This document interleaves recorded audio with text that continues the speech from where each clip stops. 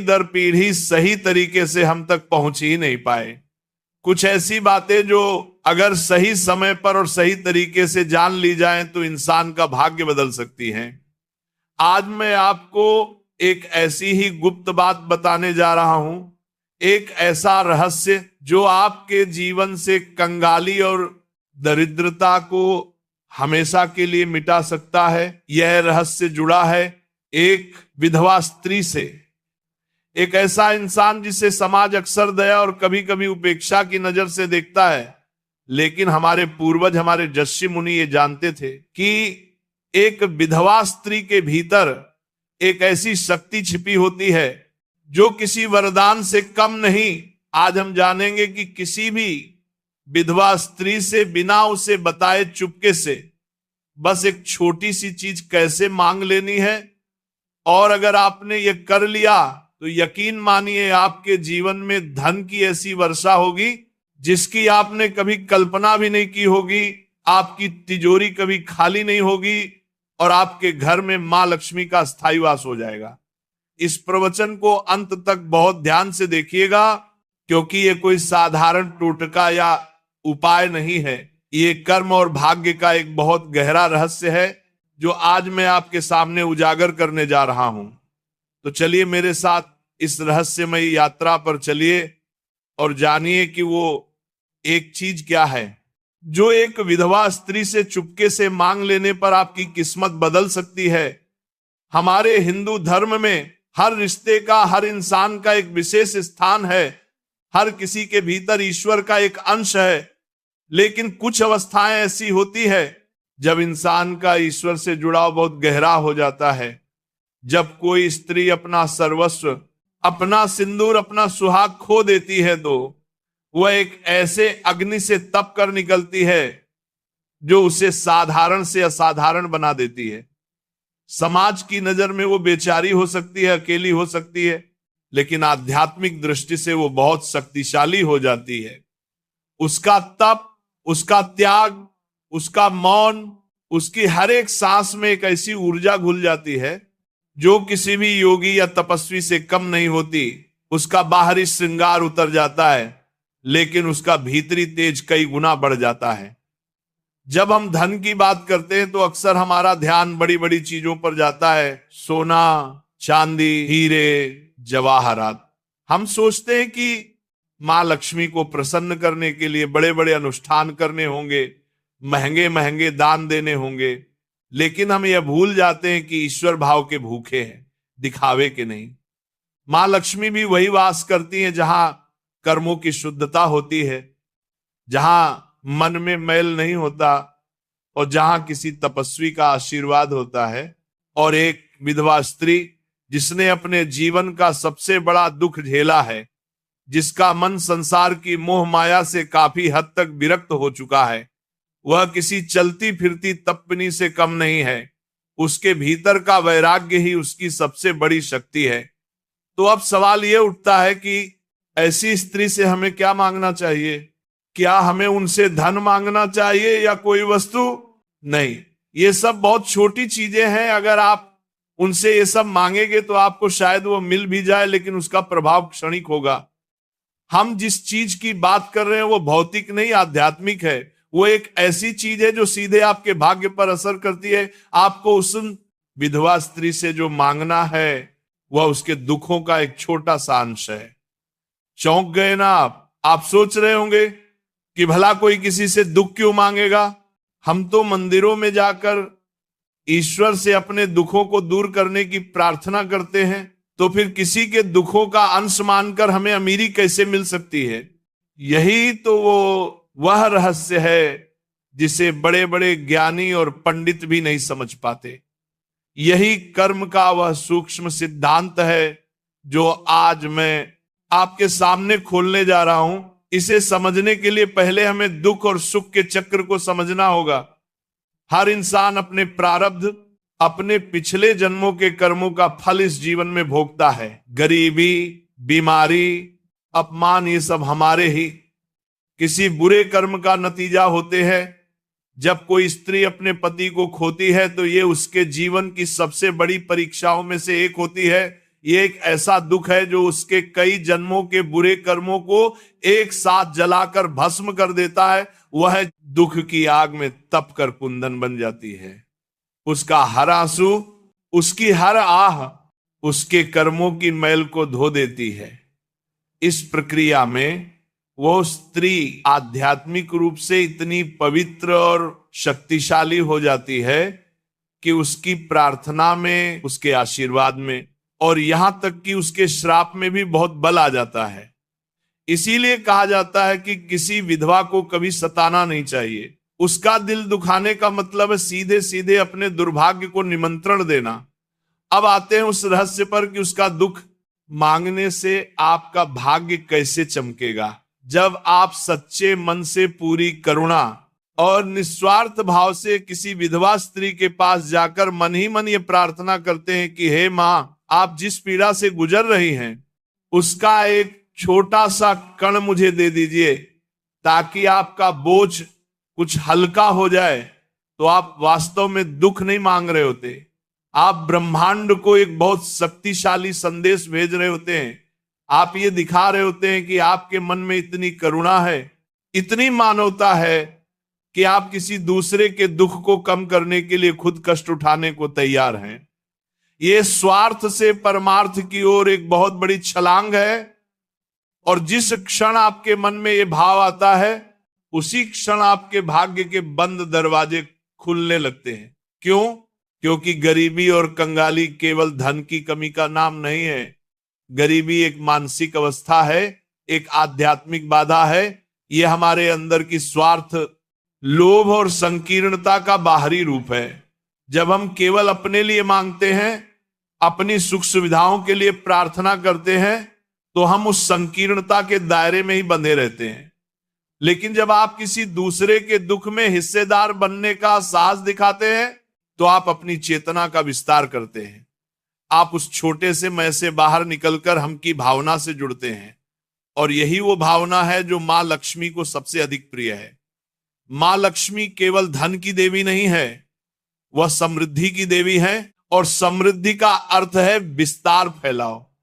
जब आपकी चेतना का विस्तार होता है तो आपके जीवन में समृद्धि का भी विस्तार होता है। अब समझिए कर्म का गणित। जब आप किसी के दुख का एक अंश मांगते हैं तो आप असल में उसके कर्मों के बोझ का एक अंश अपने ऊपर लेने की पेशकश कर रहे होते हैं। ये एक बहुत बड़ा पुण्य कार्य है जो बड़े बड़े यज्ञों और दानों से भी बढ़कर है, क्योंकि यज्ञ और दान में कहीं ना कहीं नाम की, यश की इच्छा छिपी हो सकती है। लेकिन किसी के दुख को चुपके से मांगने में कोई दिखावा नहीं है, कोई स्वार्थ नहीं है। ये आत्मा का परमात्मा से सीधा सौदा है। जब आप ये करते हैं तो उस स्त्री के जो कर्म दुख के रूप में कट रहे थे उसमें से एक अंश आप ले लेते हैं। ब्रह्मांड का नियम है, ऊर्जा कभी नष्ट नहीं होती, केवल अपना रूप बदलती है।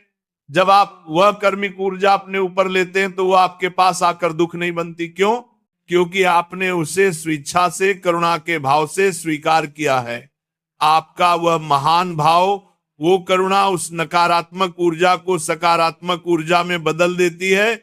वह कर्म का क्षण पुण्य के खाते में जमा हो जाता है। आपके इस एक अमल से, इस एक भाव से आपके कई जन्मों के पाप कट जाते हैं।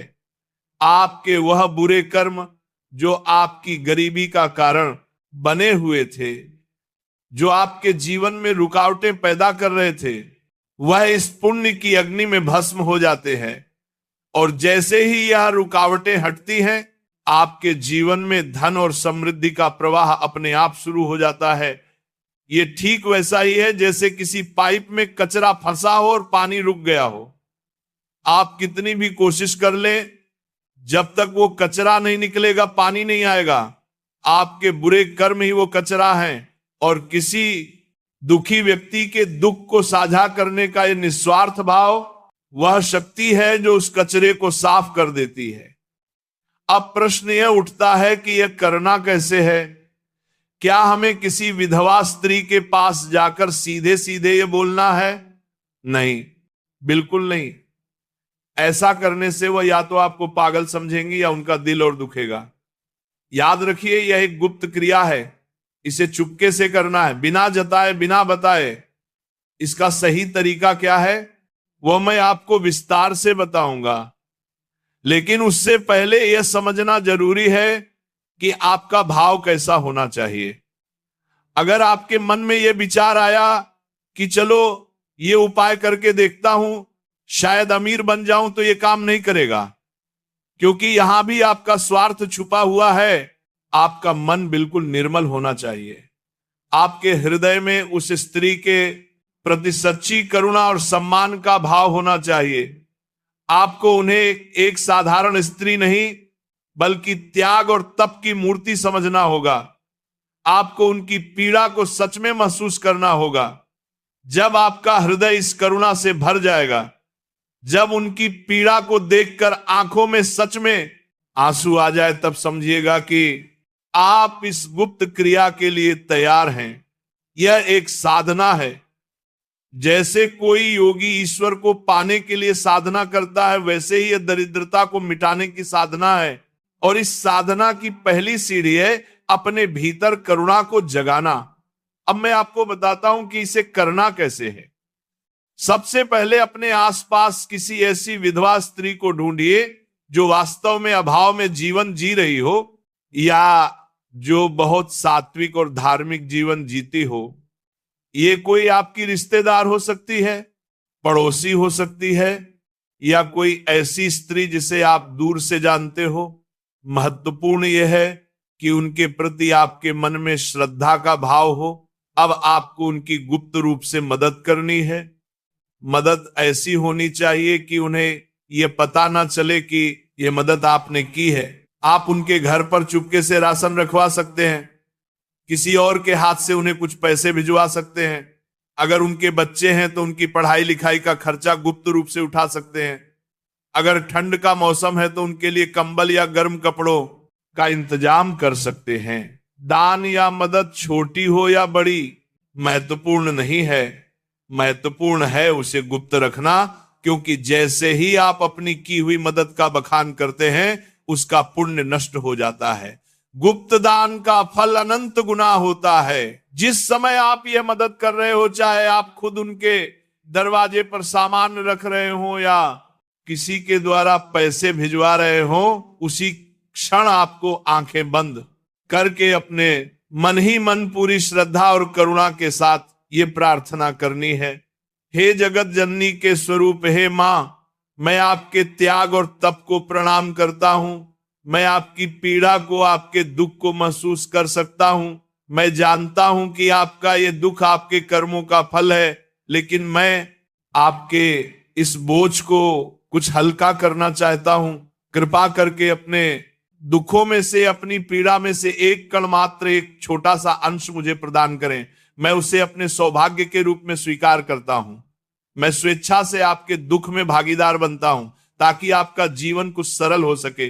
मुझ पर यह कृपा करें। बस इतनी सी प्रार्थना आपको मन ही मन करनी है। यह प्रार्थना ही वो मांगना है जिसके बारे में मैंने शुरू में बात की थी। आप उनसे धन नहीं मांग रहे, सुख नहीं मांग रहे, आप उनके दुख में हिस्से मांग रहे हैं, और यही वह मांग है जो आपको दुनिया का हर सुख दिलाएगी। जब आप ये प्रार्थना करते हैं तो आप प्रकृति के नियम को अपने पक्ष में कर लेते हैं। आप ईश्वर के सबसे प्रिय गुण करुणा को अपना लेते हैं। उस क्षण आप केवल एक इंसान नहीं रहते, आप ईश्वर का हाथ बन जाते हैं जो किसी दुखी व्यक्ति की मदद कर रहा है। इस क्रिया को करने के बाद आपको भूल जाना है। आपको बार बार ये नहीं सोचना कि मैंने वह उपाय किया था, अब तक फल क्यों नहीं मिला। बीज बोने के बाद उसे समय देना पड़ता है। आपने अपने कर्म का बीज बो दिया है, अब उसे अंकुरित होने का समय दीजिए। आप बस अपना काम करते रहिए, ईमानदारी से मेहनत करते रहिए। आप पाएंगे कि धीरे धीरे आपके जीवन में चमत्कार होने लगेंगे। जो काम बरसों से रुके हुए थे वह बनने लगेंगे। धन आने के नए नए रास्ते खुलने लगेंगे। अगर आप पर कोई कर्ज है तो वह उतरने लगेगा। घर में क्लेश रहता था तो शांति आने लगेगी। आपको खुद महसूस होगा कि कोई अदृश्य शक्ति आपकी मदद कर रही है। यह उस विधवा स्त्री का आशीर्वाद नहीं है जिसे शायद पता भी नहीं कि आपने क्या किया है। यह उस पुण्य का फल है जो आपने किसी के दुख को साझा करने की इच्छा करके कमाया है। ये उस परम पिता परमेश्वर का आशीर्वाद है जो आपके निस्वार्थ भाव से प्रसन्न हुए हैं। याद रखिए, यह कोई जादू की छड़ी नहीं है कि आज किया और कल आप करोड़पति बन गए। यह कर्म के सिद्धांत पर काम करता है। आपके कर्म जितने शुद्ध होंगे, आपका भाव जितना निर्मल होगा, फल उतनी ही जल्दी और उतना ही बड़ा मिलेगा।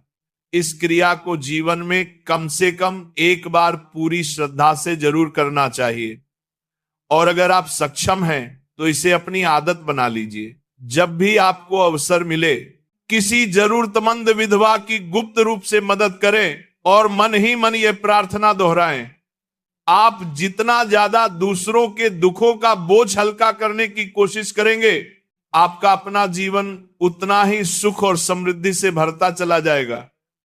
यह सनातन धर्म का बहुत गहरा और गूढ़ ज्ञान है। हमारे ऋषि मुनियों ने हमें दान का महत्व समझाया, लेकिन उन्होंने यह भी बताया कि सबसे बड़ा दान वो है जो गुप्त रूप से, बिना किसी अपेक्षा के, किसी दुखी व्यक्ति के दुख को कम करने के भाव से किया जाए। जब आप किसी विधवा स्त्री से उसके दुख का एक कण मांगते हैं, तो आप उसे यह एहसास कराते हैं कि वह अकेली नहीं है। आपकी ये मौन प्रार्थना, यह गुप्त मदद उस तक एक सकारात्मक ऊर्जा के रूप में पहुंचती है। भले ही उसे यह ना पता हो कि ये कौन कर रहा है, लेकिन उसे यह महसूस होता है कि ईश्वर उसके साथ है।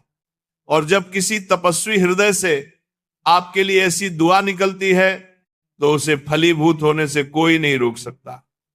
तो अगली बार जब आप किसी विधवा स्त्री को देखें, तो उन्हें दया की नजर से मत देखिएगा, उन्हें सम्मान की नजर से देखिएगा। उन्हें एक तपस्विनी के रूप में देखिएगा जिसके पास आध्यात्मिक शक्तियों का भंडार है। और यदि आपके मन में सच्ची करुणा जागे, तो चुपके से उनकी मदद करके उनके दुख का एक कण जरूर मांग लीजिएगा। यह एक कण आपके जीवन से कंगाली के पहाड़ को हमेशा के लिए हटा देगा और आपके जीवन को सुख, शांति और समृद्धि से भर देगा। ये ज्ञान साधारण नहीं है। इसे अपने जीवन में उतारने का प्रयास करें। कर्म पर विश्वास रखें, भाव की शुद्धता पर विश्वास रखें, फिर देखिए आपका जीवन कैसे बदलता है। मुझे उम्मीद है कि आज मैंने आपको जो रहस्य बताया है, वह आपके जीवन में एक सकारात्मक बदलाव लेकर आएगा। यह जानकारी आपको किसी किताब में शायद ना मिले, क्योंकि यह अनुभव और श्रद्धा का विषय है। तो भक्तों, इसी के साथ ये कथा समाप्त होती है। बोलो राधे राधे।